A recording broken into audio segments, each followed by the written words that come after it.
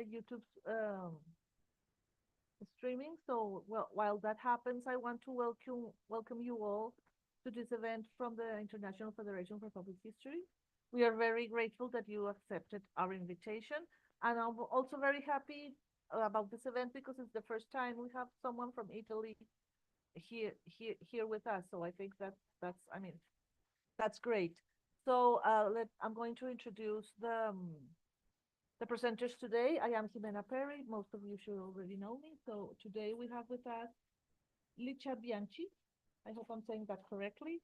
She's a PhD student in early modern history with a digital humanities project on Athanasius Kircher's work, Roma Tre University. She's a co-curator of public history project of the Public History Project Campus. She's also part of the CISPH Inter-University Center for Research and Development of Public History and member of the Italian Association of Public History. Welcome, Licia. Then there's with us Jacopo Matriciani, aka Spadanera. He has been involved in the reproduction of antique weapons for collectors, cinemas, and museums located in different parts of the world for more than 10 years. In the last years, he has become a prominent element in the Italian and international reenactment scene, participating and organizing several events with real success of the public. Um, he is characterized by his dissemination and involvement skills. He has organized experiential routes in order to make the most of the tangible and intangible heritage involved. And last but not least, we have with us Igor Pitsiruso. He's a digital and public historian at the Ferruccio Parry National Institute, where he's also in charge of history didactics. He's member of the board of directors of the Italian Association of Public History, IFPH. Thank you. Oh, and also Pop History ETS. So thank you very much for being here, for the three of you, and the floor is all yours. Perfect. Thank you. Thank you. Hi, Jimena. Hi, everyone. First of all, I'd like to thank you, Jimena, and the IFPH for the invitation and the opportunity to organize this event. Since thank you. Hi, Jimena. Hi, everyone. I hear my voice with an echo. There's an echo. I think that's the YouTube. Yeah, maybe if it comes from YouTube. Let me see how can I fix that. It's always strange hearing his own voice. Okay. Maybe you can deactivate the audio of the YouTube browser, the browser internet. Yes. Yeah, unmute it. I am on to that. Hearing his own voice. Okay. So, okay. Can you hear me now? Yeah. Now, okay. The echo should be gone, right? Yeah. Okay. Perfect. I was saying, since it was the first time you had someone from Italy in an IFPH Explorer event, before discussing the topic, let's take a moment to talk about a little bit, very little bit, about the Italian Association of Public History, AIPH. I'd like to share the screen. Let's see if it's okay. I think you see now the website of the association. The association was founded in 2017 during the national conference held in Ravenna, alongside the International Federation International Conference. If you go on the website, in the section of the first conference, you can see in the photo gallery maybe some familiar face also of IFPH. Oh, maybe I choose the wrong gallery. Okay, this one is the right gallery. You can see some face like Thomas Coven, the former president of the International Federation. In these 8 years of activity, the Italian Association has held its conference almost every year. The exceptions were the 2020 and 2021 due to the COVID-19 pandemic.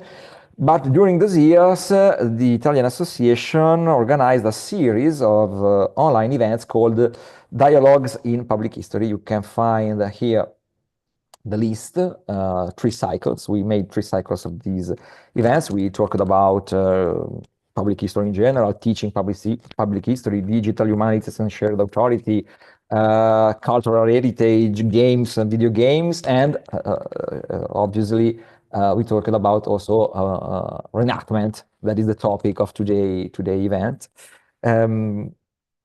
The association also carried out a campaign for the public recognition of historians as a professional role in general and above all by the Italian government. The last event took place in Rome on February. Let's see if I can find. Yeah, this one, La professione dello storico was the title. It's important to underline that in Italy, in the various public competitions, competitive selection processes for public sector jobs announced by the Ministry of Culture, the role of the historians is not recognized. There is no ranking for such a position. So it's very important for us to make this campaign to recognize the role of historians in the public competition and also in the society. Meanwhile, the Italian Association published its own manifesto. You can find in the right column of the website. The first version was discussed and approved during the conference in 2018 in Pisa, if I remember well, but Serge and Enrica can correct me. And the second version was made by the board of the association. The association at the end of the 2023 and the beginning of 2024, it was a makeup to update the previous one. The association has a regular newsletter, and Jimena knows well because every 6 months I ask her to write a brief text on IFPH activities. And in those years, the association has structured some working group on specific topics related, obviously, with public history. You can find the list also on the website. We have a group on gender studies, environment, that is the latest one, born in 2023, photography, labor history, game and history, of which I am the coordinator. And I want to spend very few words on 3 of them. The first one is the working group on public history and university, that in 2022 led to the creation of the Inter-University Center for Research and Development on Public History, the center you mentioned before, Jimena, presenting Licia. It's a research center that brings together nearly 20 university departments where public history is taught or practiced, and exceptionally for the Italian context, also includes the Italian Association of Public History. It is very uncommon for research centers like these to include a non-academic entity in Italy. The second group I want to talk about a little bit, it's the didactic and education group, the school, gruppo lavoro scuola, school working group, this one. Because the group organized seminars in the month leading up to the national conference in preparation for the participation of schools and teachers in a specific day of the conference itself. In general, it's the first day this year in Modena. This event will occur on June the 3rd, the first day of the conference. And obviously, we have, you have already seen it, the working group on reenactment. That is the focus of today's discussion. Italian reenactment has a very unique history and development. I'm sure Jacopo will soon highlight why and how. I want to, because in Italy, reenactment has followed a different path compared to its origins and development in Northern Europe and America, where it emerged as early as the late 19th century. The reenactment of historical battles in Italy is a relatively recent phenomenon, and the establishment of an open-air museums featuring living history events has been and remains limited. The presence of reenactors at cultural sites is still relatively weak, although it's gradually increasing, and this is a very important thing. Also, the connection between reenactment and academic research in fields like experimental archaeology and history remains fragile. On the other hand, Italy has a long-standing tradition of historical festivals, and I think Jacopo and Licia will talk about these a little bit more, both secular and religious, which are deeply rooted in local communities, whether in villages, towns, or cities. Over time, some of these festivals have incorporated reenactment groups inspired by the Northern European model. Moreover, there have been efforts to use reenactment as a tool for promoting cultural heritage, sometimes in connection with historical festivals and sometimes as independent initiatives. The blending of traditions, along with the other contributing factors, has recently sparked a renewed interest in reenactment among Italian researchers and policymakers. As a result, a unique situation has emerged in which public historians have the opportunity to play a crucial role. So it's the reason we are here tonight, this afternoon for us in Italy, and this morning for people in the United States. Jacopo and Licia, I'm sure, are going to delve into the topic and the issue, but before that, I would like to share some other additional insights that I come across during my studies on video games, particularly during my research on the Italian imagery in digital game presented in France last October. I will change my sharing, and I have just a few images to suggest something to you. Okay.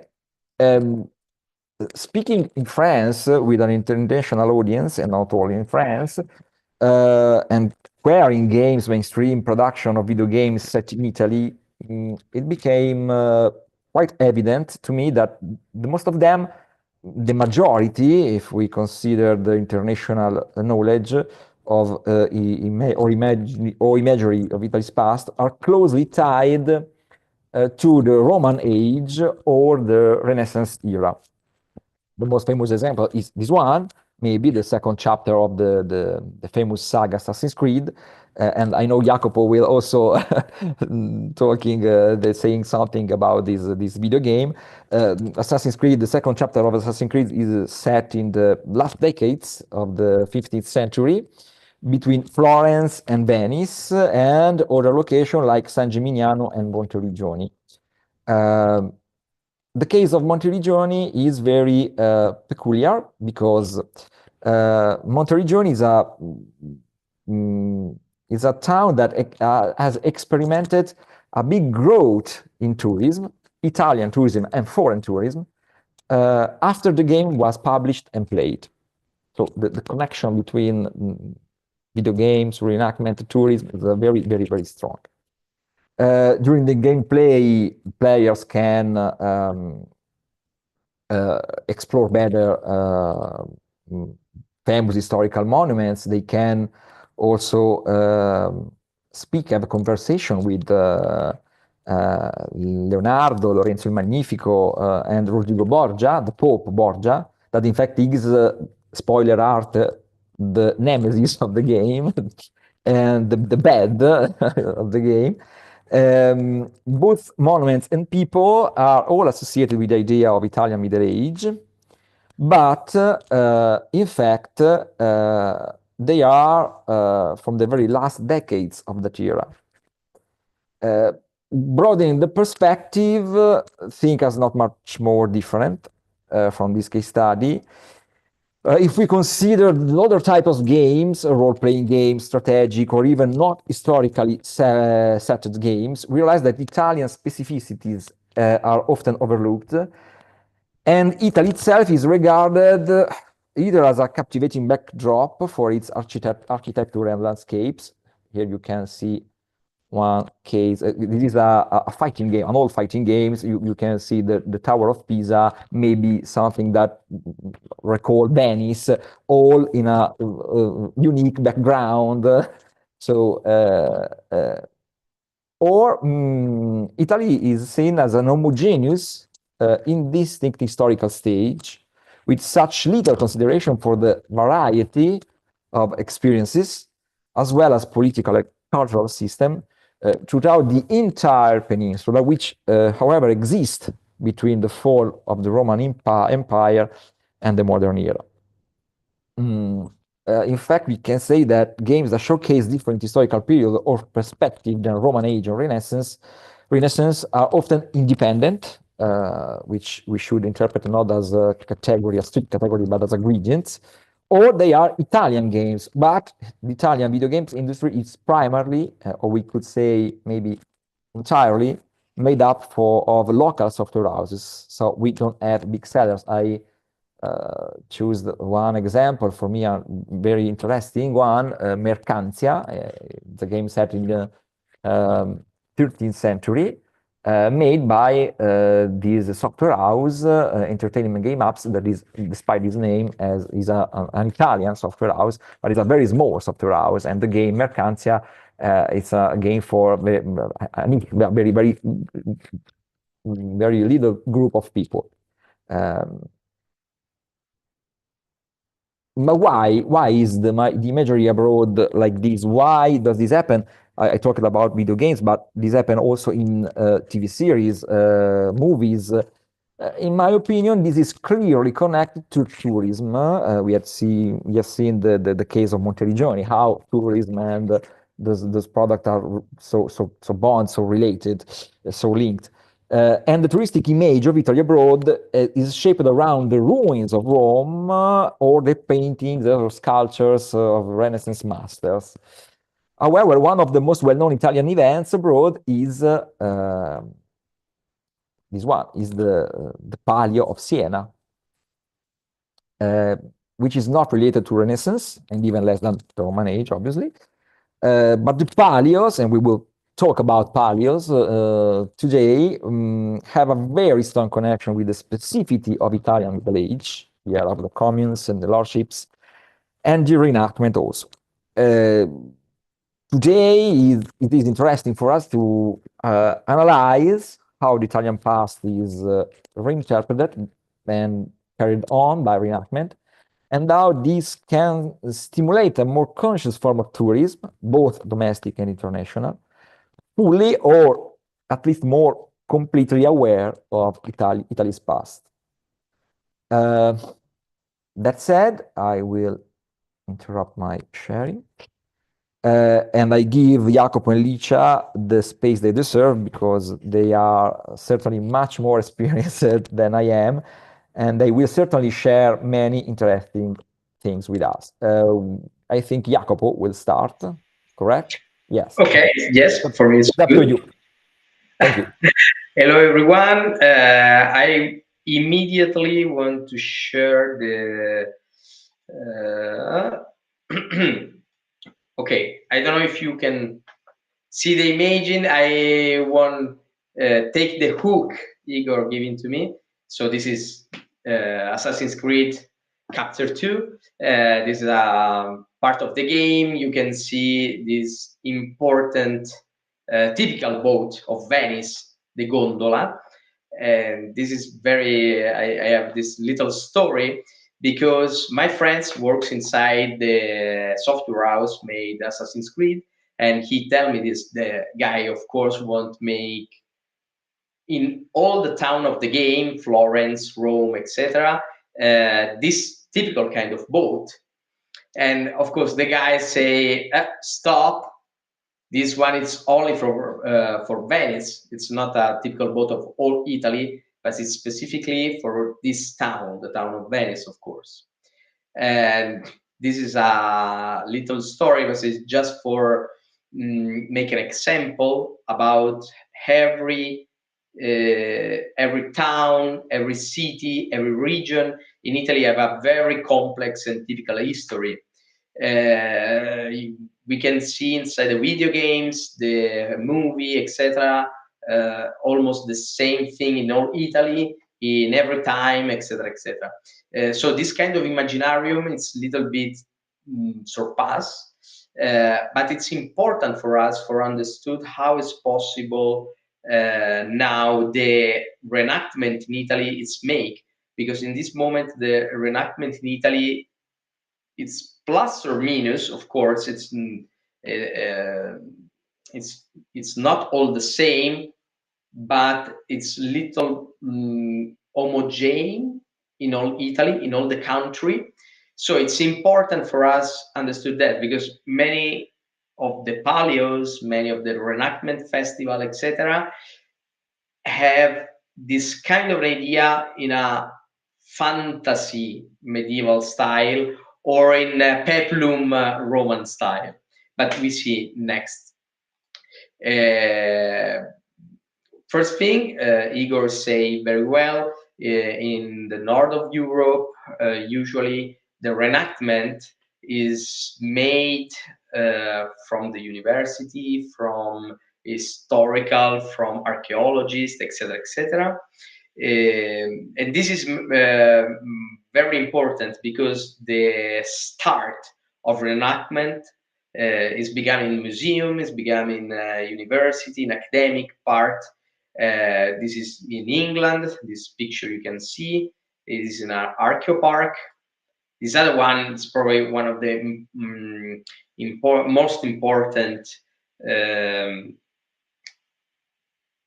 I don't know, archaeology experiment in the world. This is Goudelon in France, and they literally rebuild a castle for research.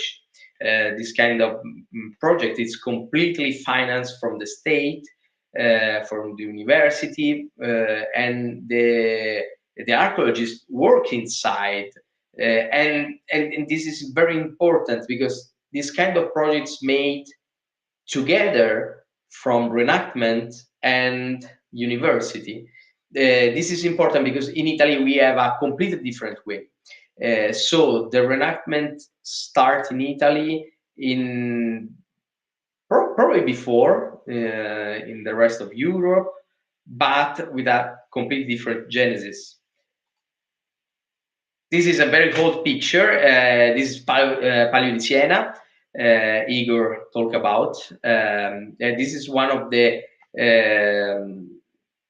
oldest picture I found on the web, on internet, and it's very interesting because after the World War II, we have a hole in Italian society, because the fascists have really pushed the population to make some games together.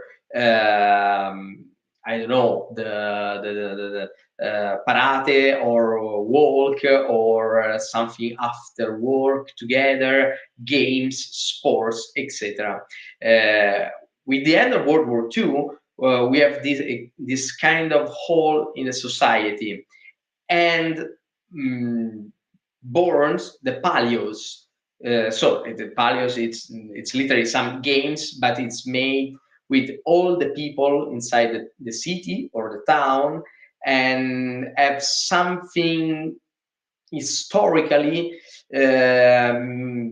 but usually it's not completely historical thing. It's just a game. It's just a way to make together all the people of the town. It's interesting because the 90% of this kind of palio have like a background, a middle age era, but of course the fascism have using a lot of the imaging of the Roman Empire.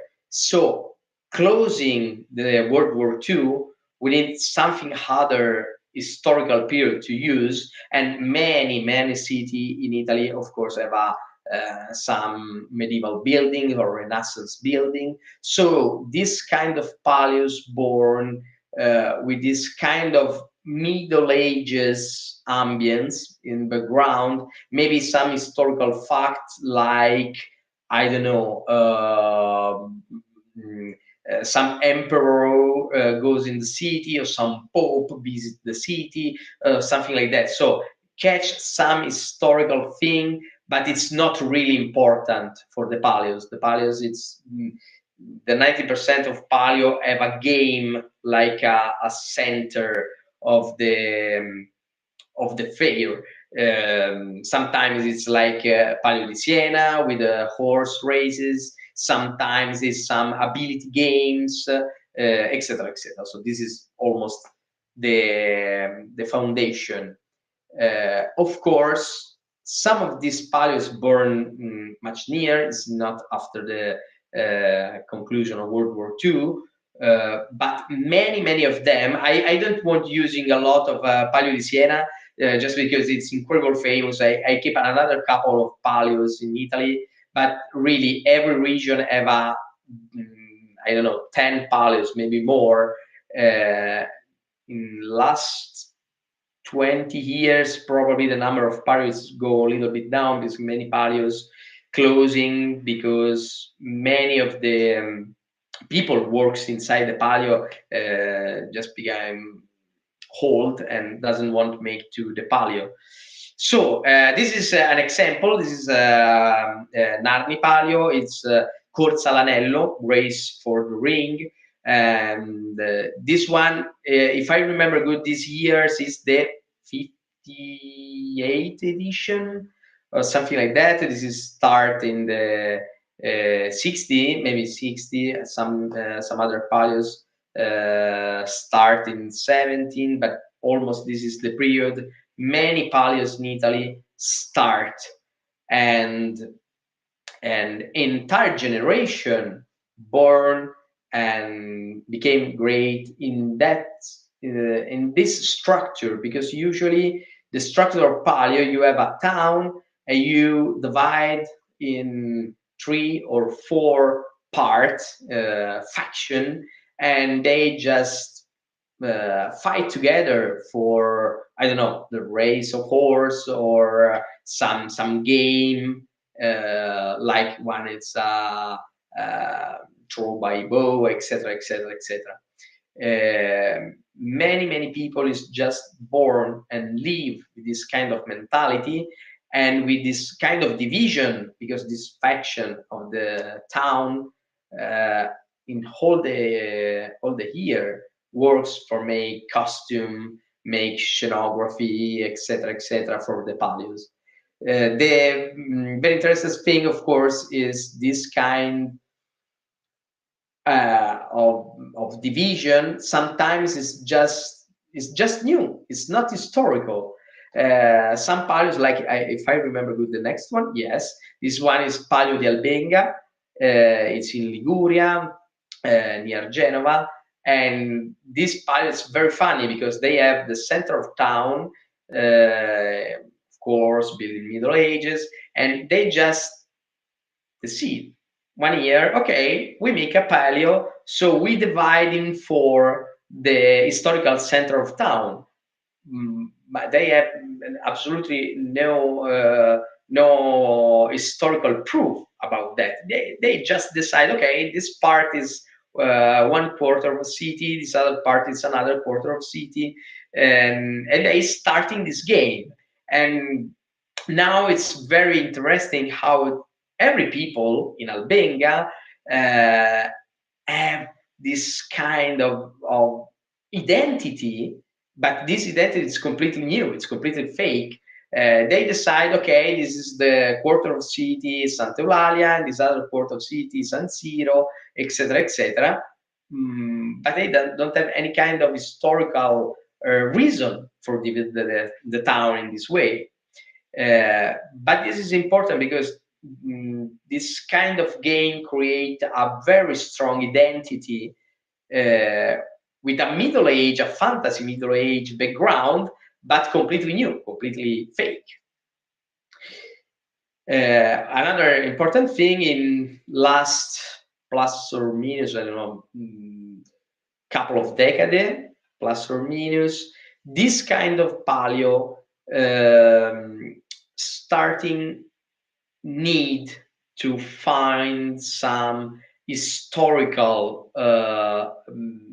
not just historical research for every idea why they do this kind of game, but more the necessity to evolve in the clothes, in the accessories, etc., etc. So they starting make research in historical part, asking to academic people and starting to create a new um, a new part inside the paleo. So some people inside the paleo starting make research, starting make artisan, improve his artisan skills to make costumes, to make sword, armor, etc., etc. And in last couple of decades, we have this kind of transformation. Many time, this little cluster of people jump up out of the paleo and start to run. And this kind of people becoming the modern reenactment groups in Italy. Almost all the reenactment groups in Italy doesn't start from school study, university study, etc. But start from a paleo, starting from a festival. It's just a little cluster of people decide, okay, I want push out of my comfort zone. I won't stop to make costumes like a fantasy movie, and I won't start to make a real clothes, a reconstruction of clothes of that period. And they decide a period, of course, a historical period, and starting to make uh, a very hard path, because they doesn't start from a kind of study like, I don't know, historian, archaeologist, etc., but they are just a common people, and really start very slow this kind of path to go more historical and to go much nearer to other reenactment in Europe. Plus or minus, in Italy, we found two big category of reenactment, and one, of course, you can see in the screen is Roman reenactment. This is very popular for plus or minus two regions. The first one, of course, we have a lot of Roman structure around the Italy. But the second one, and this is very strange if you think, is the Peplum movie. Of course, around the 15th century, 16th, many, sorry, the mouse, many movies are made in Italy, the Peplum in Cinecittà, in Rome. And so in that period, many artisans start make reproduction for the movie. Reproduction, maybe it's more like props for the movie. And around after 1670, this production stops in Italy for cost. The kind of movie do is different, etc., etc. So they stop with the peplum, and all this kind of stuff, all this kind of props is go to the reenactment groups. Today, you can find a lot of reenactment group just have a gladius, armor, helmets, etc., etc., really used in big colossal like Ben-Hur or Cleopatra, etc. You can just find exactly that props now using in reenactment. Usually, it's not the best reproduction, but many of reenactment Italian groups started with that props. because it's incredible cheap. In Rome, you have literally tons of these kind of props, and they can using for the movie because the taste of people is changed. The new camera is much more uh, can catch a detail, so that kind of problem is not so good. So they have literally sold liquid to the reenactment group, and many of the Roman reenactment group starting by this kind of material. So this is a point to start of the Roman reenactment in Italy. The second category, of course, it's a medieval and Renaissance group. This is the probably 80% of the reenactment in Italy. It's the big part, and this is the kind of group I talk about. And this is all the group came out from the Palios. Um Almost all these kind of groups, it's begin like a paleo members, and next time it's like a mitosi, divide of cell.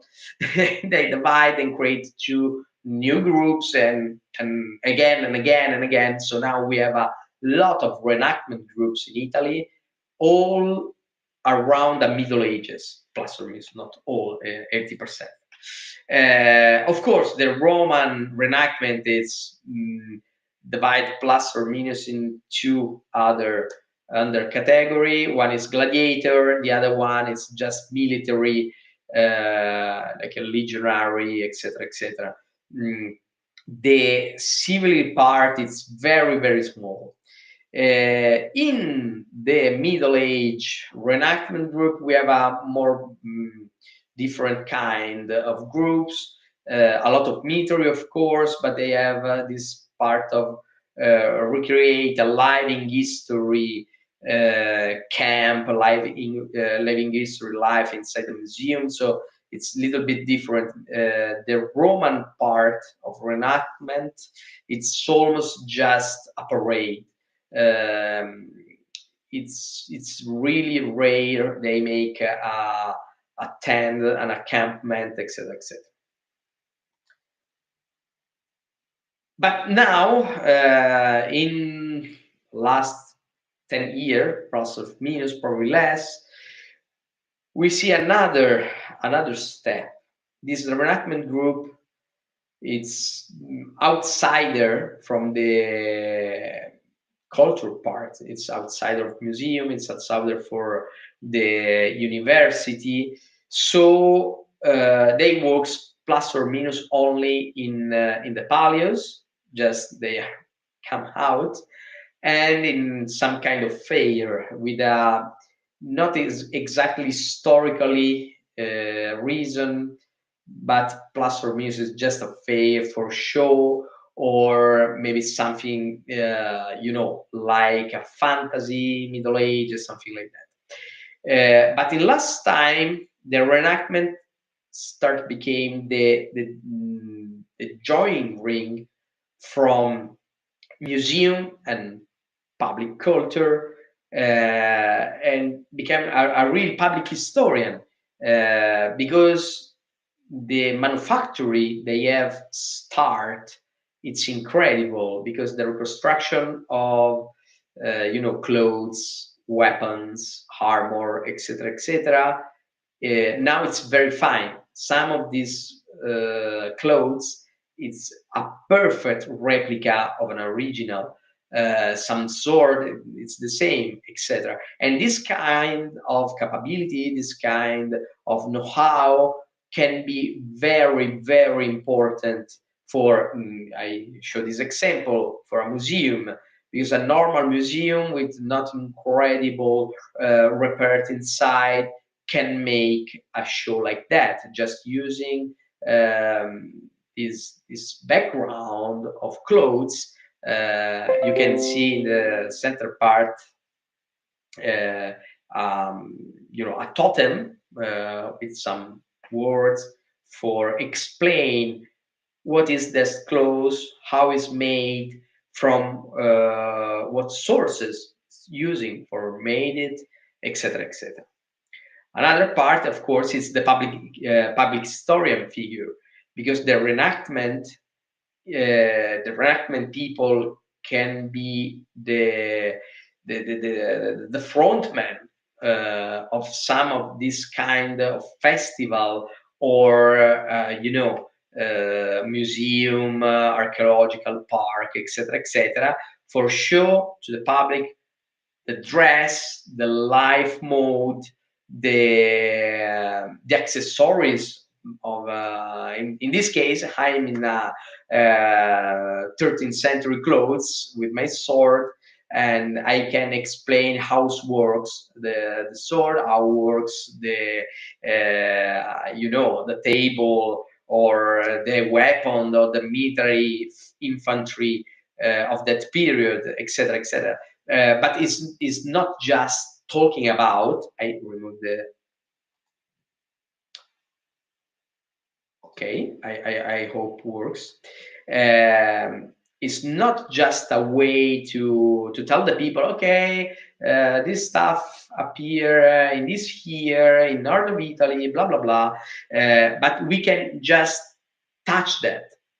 The people can literally keep in her hands the sword, feel the weight, feel how that move, etc., etc. So it's another experience, completely different for the public. And I really hope this is the way we can go with IFE and Enrica, etc., etc. This is our mission in this moment. Sorry, I see I go a little bit long. Sorry. I give back to you the. So thank you, Jacopo. So we should continue with Licia. Yes, thank you of the word. I shared my yes. Okay, slide. We can see that. Yeah. Perfect. Okay. Thank you. Mm, You want to yes. put the full screen? Yes. Yeah, down Okay. there. Yes, perfect. Okay. Yes. Today I'm here to talk about a project entitled Campus, and which fits into the discourse of relationship between community tourism and historical research as an applied case study. So I would like start in my speech I will focus on the following points. The first, what is Campus project? And the second, Palio dei Ciuchi di Campagnatico and its reenactment parade. The first, the third, sorry, the process of crowdsourcing and enhancement of historical, tangible, intangible heritage. So, I can see very well the slide. Just a moment. Okay. Yes, now it's okay. The Campus it's an Italian acronym for Campagnatico, Activities, Memories, Heritage, and Innovation in Public History or Shared History. And it started in September 2023, which is currently underway and was born from the meeting of ideas between two scholars and freelances coming from different fields, specifically between me as public digital humanities scholars, young, and Valentina Priori as a young businesswoman and designer of historical costume, both linked to the territory in questions. But above all, the project grew from the reception of these ideas by the local association, named Associazione Pro Loco di Campagnatico, with the support of Annalisa Naldi, Andrea Viani, Giancarlo Innocenti, and the community of Campagnatico City.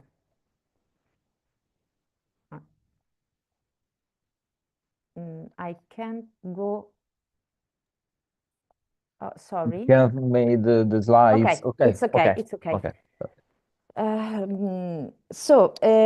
Campagnatico is a little place which is located in the south of Tuscany and south of Siena, in the area named Maremma,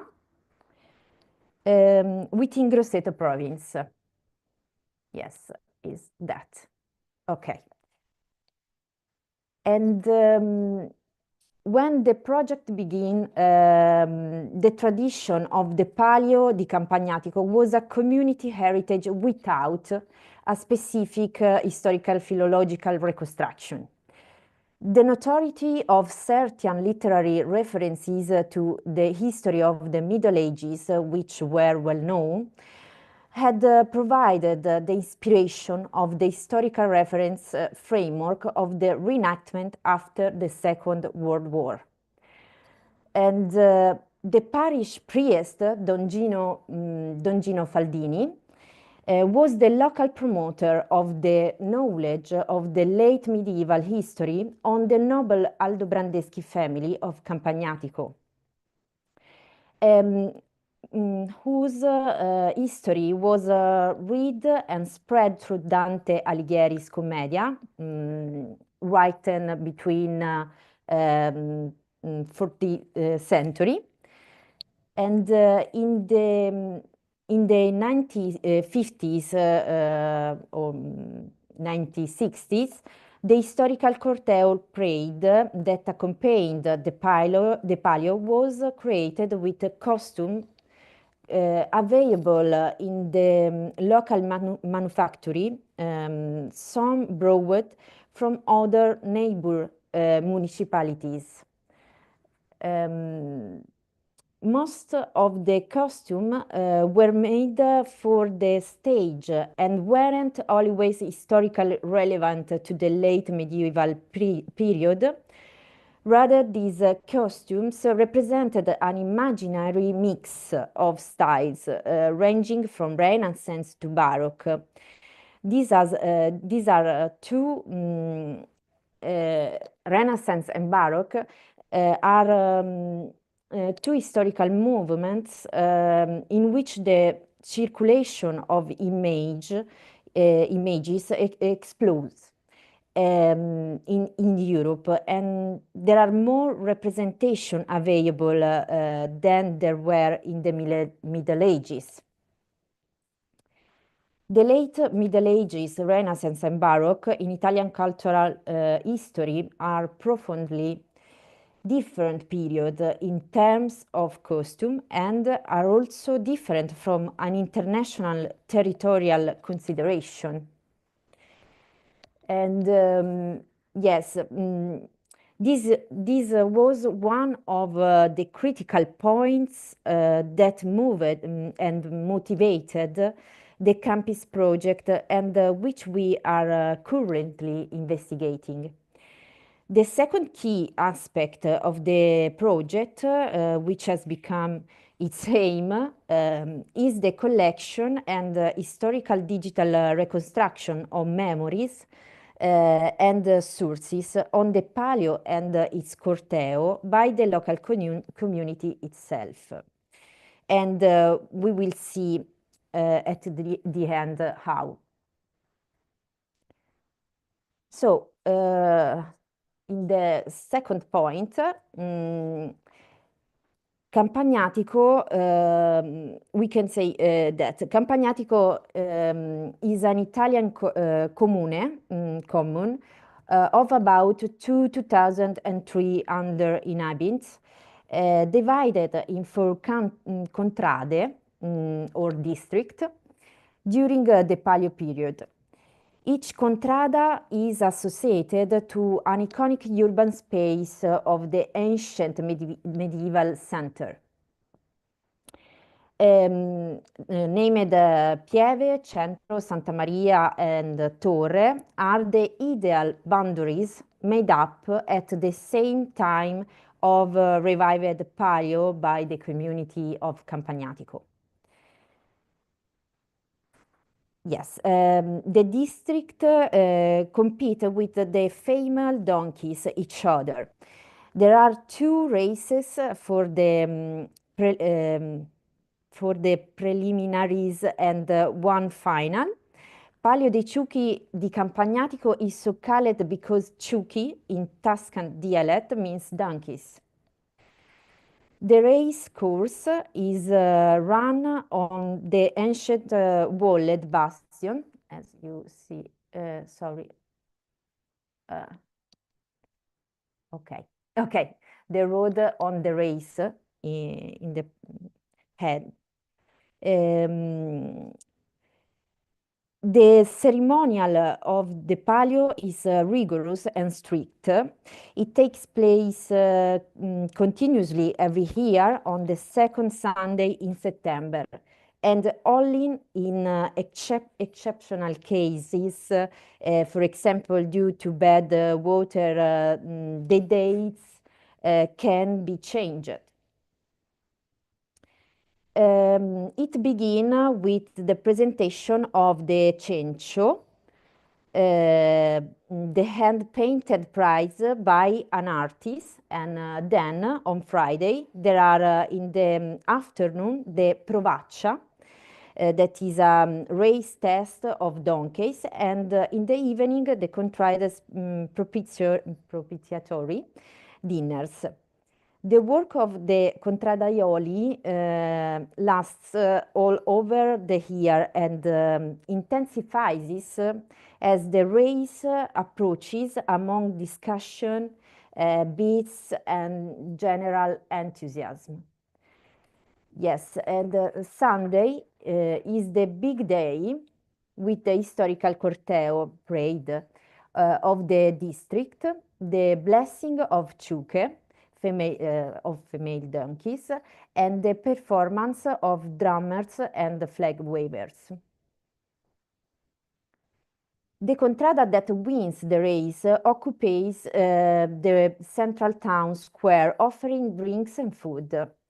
The winners will have a place of honor at the opening of the following year's parades, get their prize, cencio, and display their flag on the face of the municipality. But, yes, this is on image. But what was the historical, cultural, and political context in the years when the Palio and the corteo were revived? Information on the origin of the Palio in Campagnatico is uncertain and to be reconstructed. What we do now from some photo and local memory is that there was horse racing in the 1800. Documented certainly in its nowadays shape since 1957. After the Second World War, the date of 8 September, the feast of the Nativity of the Blessed Virgin Mary, was chosen as a propitiatory moment and social meeting to promote the reenactment. Odoardo Bacciarelli wrote in punta di piedi, and this subtitle was translated sounds as verse by young centenarian from Campagnatico. This is collection of poems. We find some about the Palio, including one dedicated to Palio girls from the 60s. So, in the same year, as notated by scholar Aurora Savelli, a famous film for international tourist promotion dedicated to the Palio of Siena was released in Italy, exactly that race which over time has become the most famous horse competition in Europe, if not in the world. And yes, this is an image of the film La ragazza del Palio. When the inhabitants of Campagnatico chose to opt for a competition with donkeys instead of horses, as we have told, the event was equipped with a historical parade in style, which could evoke the late medieval memory that characterized the territory. So the famous verse of Dante Alighieri about the family that dominated this territory, the Aldobrandeschi, provide the reference framework for the reenactment of the corteo. But what is the figure of Umberto Aldobrandeschi in Dante's stories?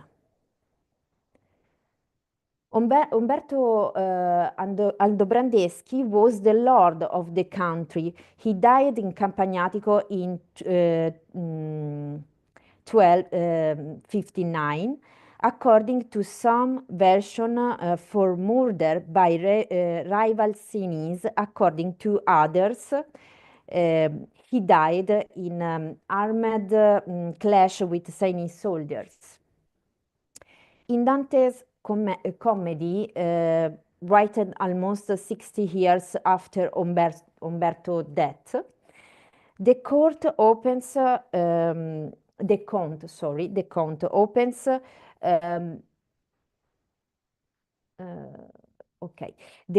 opens one of the circle of purgatory by telling his story and embodying the scene of pride. In this sense, the decision to opt to donkeys races as opposite to the Chinese model trace the antagonism that characterize the medieval historical event best known in the popular memory. In addition, the journey of Pali, raced with donkeys, is not exclusive to Campagnatico, but since the second post-war, it appears that other rural realities have followed this model, and yes, we can collect some questions to go with the conclusion. And what was the economic push of funding to increase the Italian cultural tourism industry after the second post-war period? How have communities chosen to self-represent themselves through history? What sources can still be collected to enhance the history, tangible and intangible heritage of the territory? And yes, finally, I would conclude with the process of crowdsourcing enhancing description. So at this point,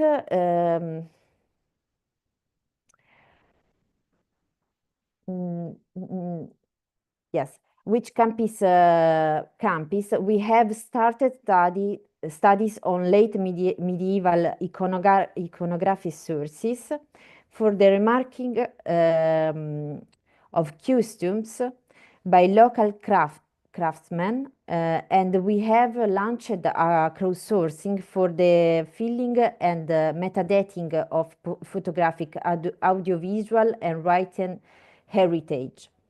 All this was possible thanks to the collaboration among different roles and the circular transfer of knowledge and skill between public historians and the people of Campagnatico.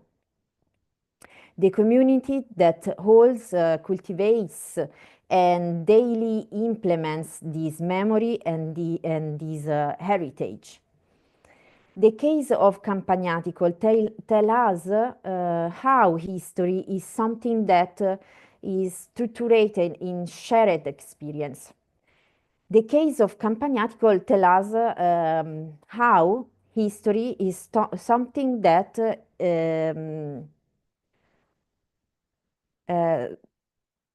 yes,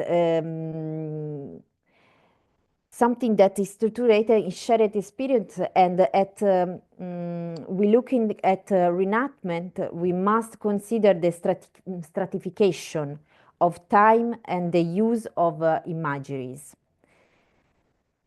Okay, yes, I had finished, sorry. Thank you very much, Licia. So now we go with Igor. Oh, well, I don't have things to add to the presentation. I would like to listen to some question or Questions? curiosities, doubt about from Sergio, Rika. But Rika has studies this topic a lot. So if she wants to share some opinions, some thoughts with us, we're happy to listen. But also Sergio, Fabio, Sandra, I don't know If them also in person, but if somebody prefers to write well, the question in the chat, I can read it also. okay, for us it's perfect. No, for me, well, I'm speaking for Jacopo and Licia too, but Someone from YouTube, maybe. also Oh, from YouTube, or from YouTube comments, I yes. also if there are comments, I already posted. Let's see if there's not many people on YouTube, but I think but probably I have a question for Jacopo.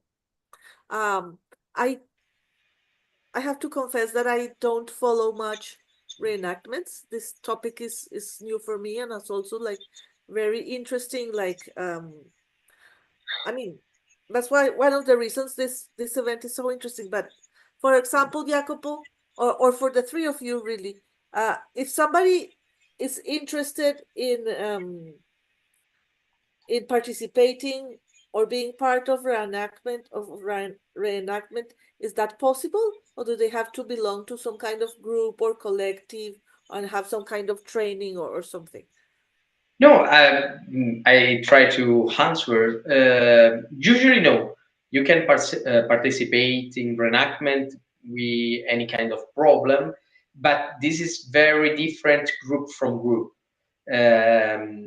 I don't know. Some groups maybe have a structure inside, so yeah, they have more clothes, more accessories, etc. So if you want to try, you just ask them, then and you came in some event and they giving to you clothes, etc., etc., etc. So you can try the atmosphere, the structure of the company, etc., etc., the group.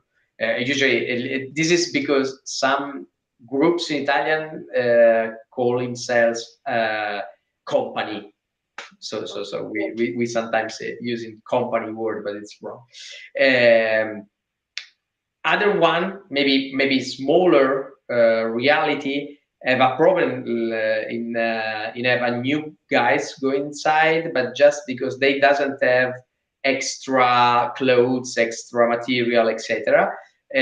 So you have a first part of time you just follow the group, just go to the event, but maybe just a T-shirt with team or some kind of sentence on it, and you follow the groups and you starting learn the period, something about the period that they reenact, and you have the possibility to buy your equipment in time. This is a very hard barrier for the reenactment because everything is incredible, high expensive. so you need a lot of money just for start. I take an example: shoes. You need shoes absolutely because it's very it's very hard. You have the same number of shoes of another guys of group, of they have exactly your number of shoes for free, for giving to you in extra. And so you need to buy a shoes, but usually historical shoes, it's around 100 euro.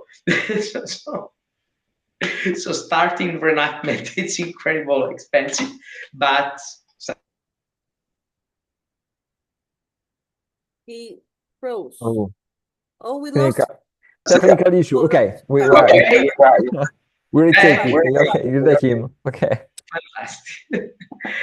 And that's it. I don't know if I answered right to you. Yes, I because I as I said, I don't know much about reenactments, but are you able to point out some of the differences of the reenactments, for example, done in the United States? Do you know, for example, cases of In US it's different again, because the genesis of reenactment in US, it's different from the. I talk about north of Europe, usually England, Denmark, etc., etc. In US it's different too, because you have two big soul in reenactment in US, because one part is made from museum, historical park, etc., etc., and a big part of that is usually, I don't know a lot about US, but I have some parents here, some parents in New York, so I sometimes chat and talk about reenactment. And this soul is strong almost in two periods. One is the colonial period, and the other one is in Civil War period. This is yeah. Another part, the other soul is the medieval reenactment, etc., or the Renaissance fair, etc. This soul here, it works in 90% in the show. They make a lot of kind of fair, but it's commercial. I don't know if it's correct word, but it's commercial. It's really combined with dinner or it's very famous, a case of chivalry fight. And this chivalry fight, it's inside a beautiful arena. They make this kind of tournament, etc., with this beautiful arena, and they give it's like a big restaurant, literally. In the center of the restaurant, they make this kind of tournament with a horse. It's a mix from reenactment and show. It's very combined. I have some friends make a very good and historical accurate reenactment in US. I have a lot of clients in US, but it's not the common part. The common part of reenactment you find around US. It's not always, of course, but it's a little bit low historical quality, but it's very strong inside a business part. Yeah, I was asking because the reenactments that I know of in the States where I live, the ones I have seen mostly are about the Civil War. And some historians tend to criticize that a lot. So also, I'm going to read a comment Serge posted in the chat. I have problems with my laptop. I cannot really do more than listening, but because of the importance of reenactments in Italy, it could be eventually interesting to know about statistics of events that are taking place in the peninsula and how this is impacting tourism and community participation. This is to reveal better to an international public what Igor, Jacopo, and Licia told here so well about the centrality and importance of different types of cultural reenactments in the country. So, and also I have a question for Igor also about the first things that you mentioned about the Italian association. And I also talked about this with Serge. You have like a group that is with community, like with people who are not professional historians, right? Like that you do outreach to the community. But each group, you have to be part of the association to participate to a group. So this is the basis. But you can be people from a community and associate yourself to the association and then take part to the working groups. But we work like groups with the community. The reenactment group, I think, but Jacopo will be more suitable to answer to this question, but for me, I coordinate the group with on games and video games. Each year we participate at the Play Festival. That is probably the most important festival of gamers, board gamers, in Italy. Now, it was held in Modena until the last year. This year, for the first time, moved to Bologna. And there we have a great exchange with the community. It's a specific community because it's the community of players. That is not a territorial, a local community because it is a community, a large community. Play at the festivals, play for people from every part of Italy, and also someone from Europe. For instance, this year we had a game designer from Netherlands, Marcel Kohler, who made recently a game on resistance in his country. So the community is not only, but maybe for reenactors, the community is more linked to the local community, for the territory. For the game designer, public historian who work with games, the community of gamers is a more wide community and less local community.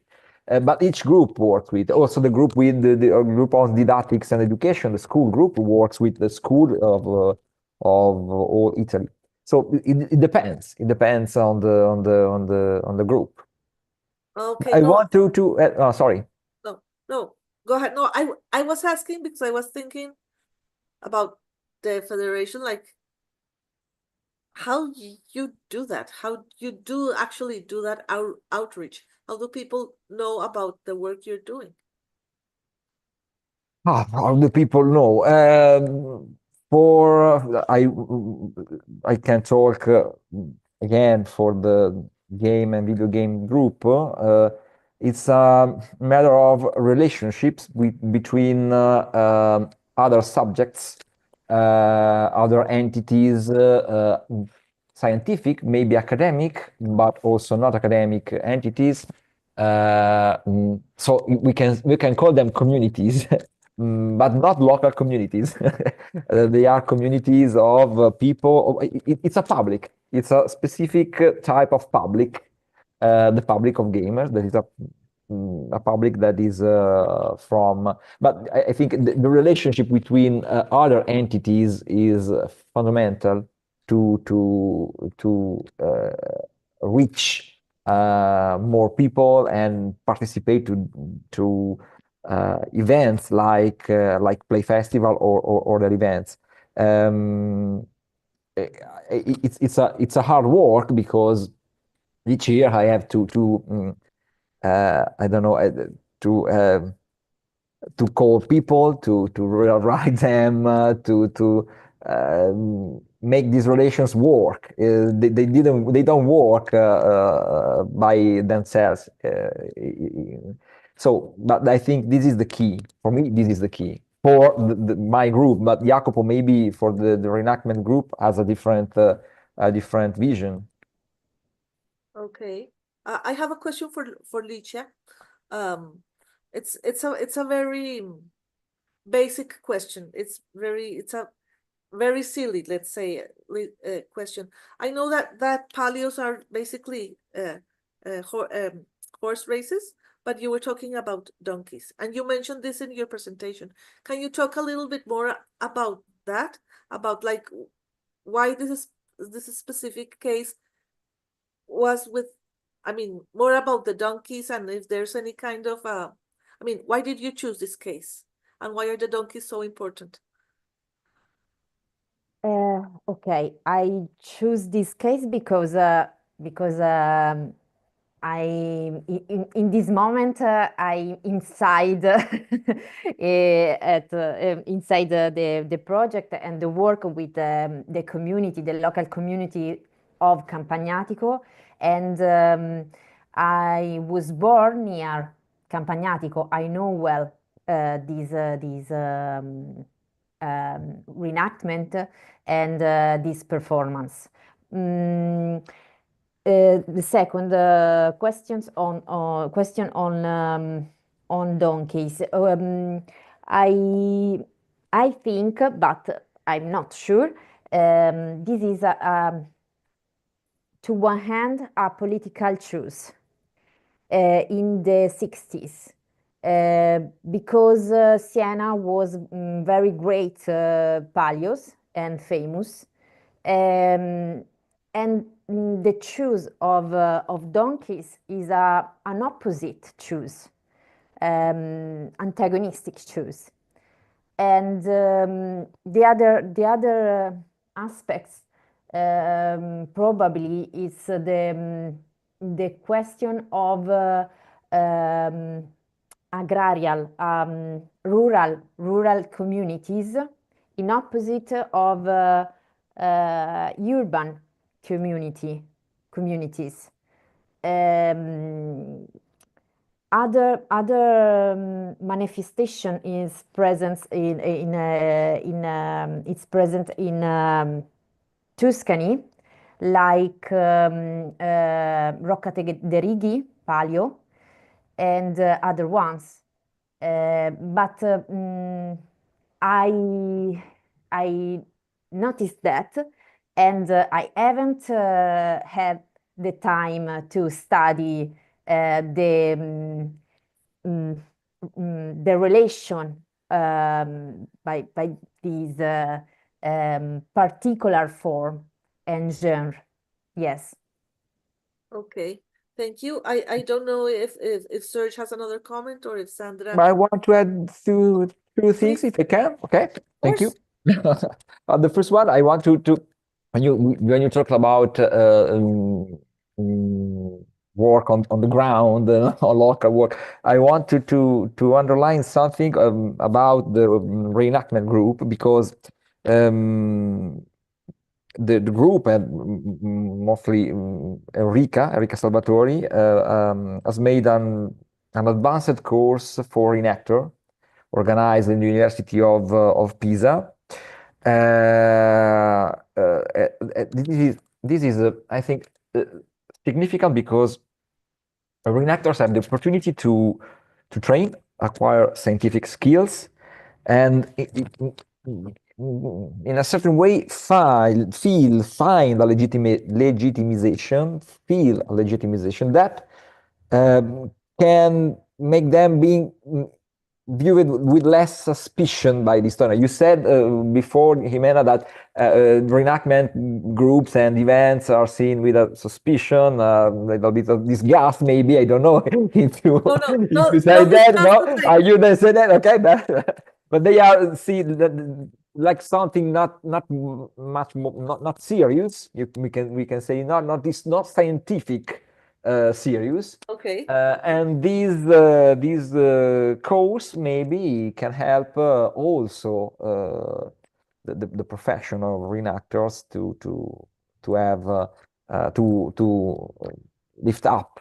No?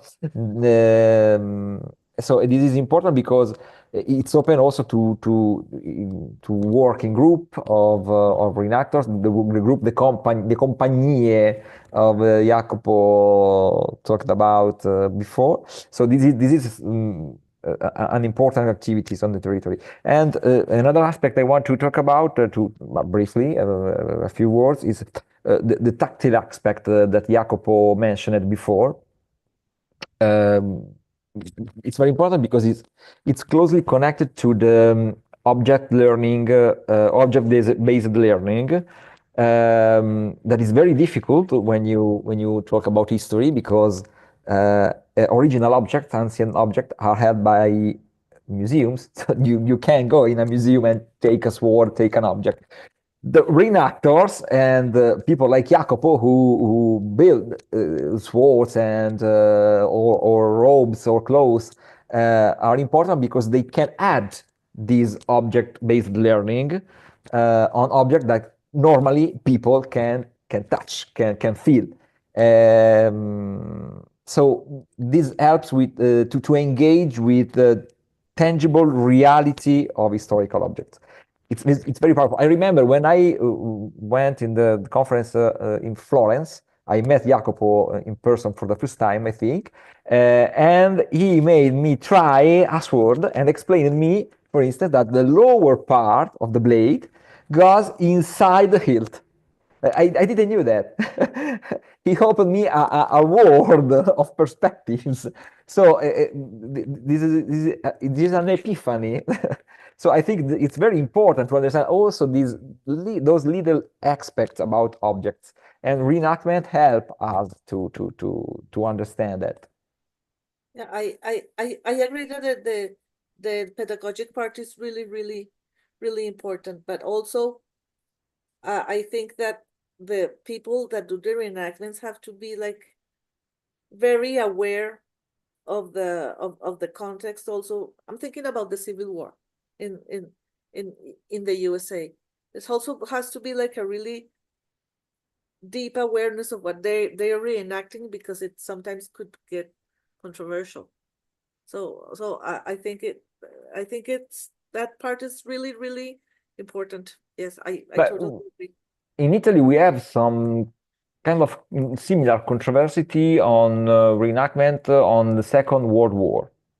I remember when the president of the Gothic Line Association, the Gothic Line was a line, the defensive line in Tuscany and Emilia-Romagna in 1944. And they made trekking, and they make also now. They make also now. They made not in the past. They do that also now.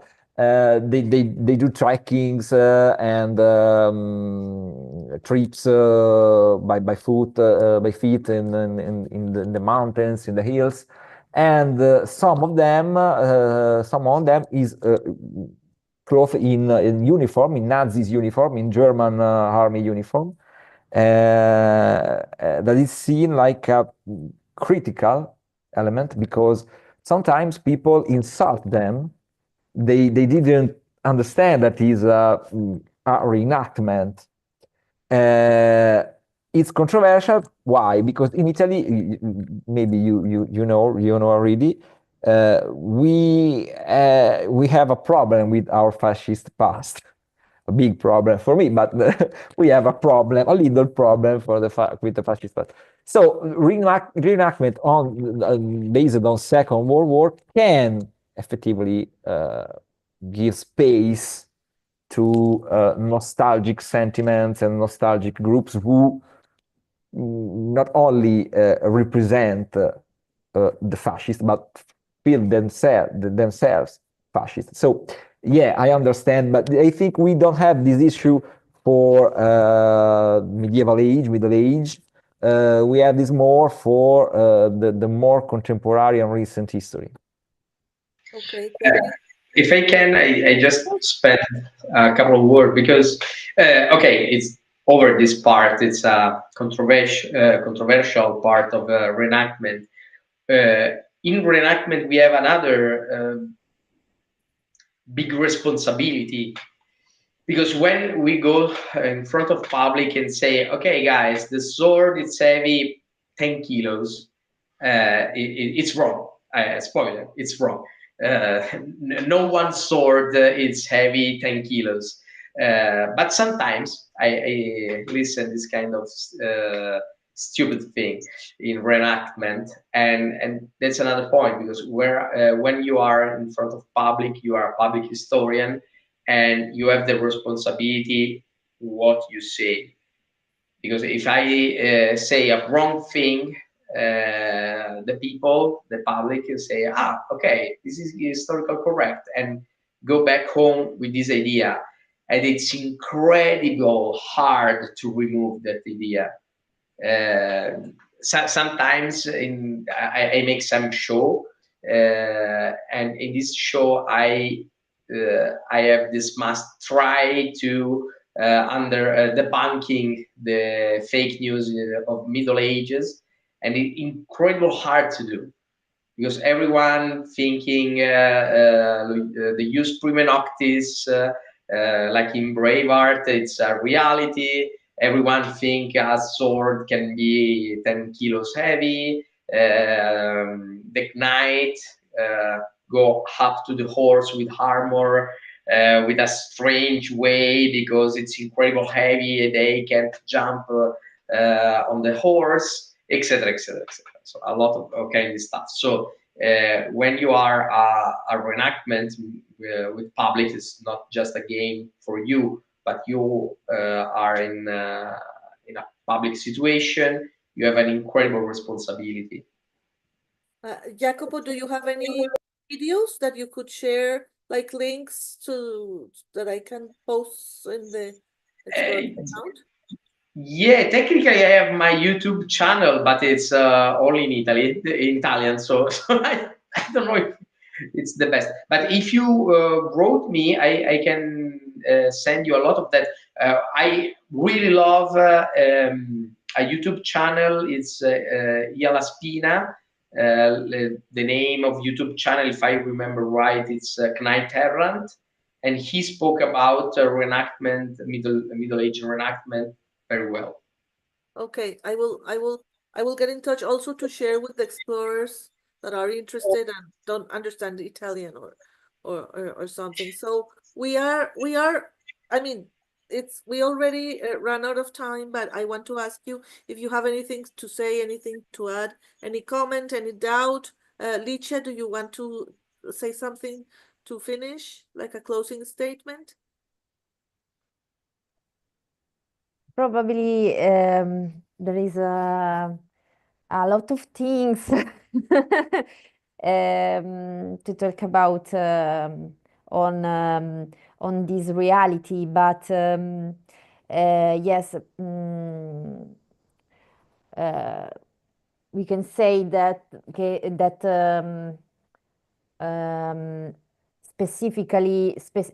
the importance of specifically community, specific community, and the importance of collaboration between historians, public historians, other figures, and the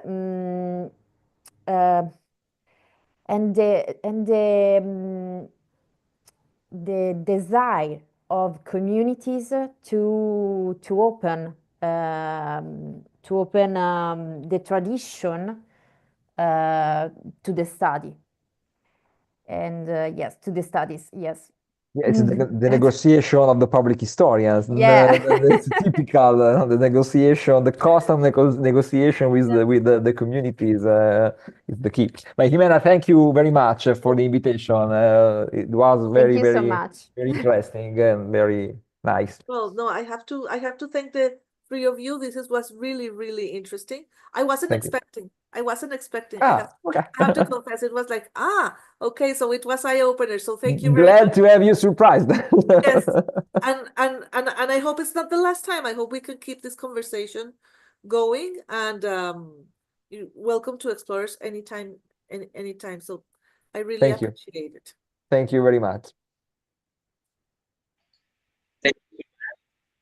I paused the recording, but I'm going to pause the stream.